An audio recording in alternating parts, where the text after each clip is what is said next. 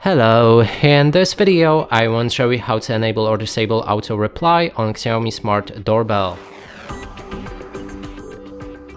To do this, first we'll need to click on the three dots in the top right corner of the app, navigate to the doorbell settings, then there's auto reply.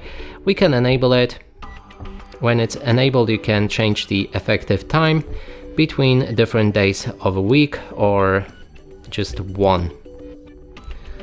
Now we can go back, then there's 24-hour replies, and there's also schedule replies that you can switch between 24 hours schedule, and in this case let's go for the schedule. I want it to work from 8 till 20.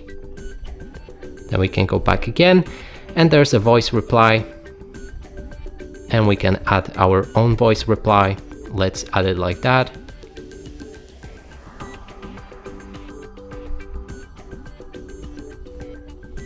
No one's home.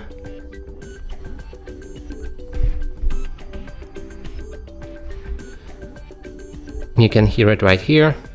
No one's home. Activate it. No one's home. And now when somebody rings, I think we should be able to hear that reply. No one's home. Yep. And that's it for this video. Hope you like it. Please consider subscribing to our channel, leave a like and a comment below.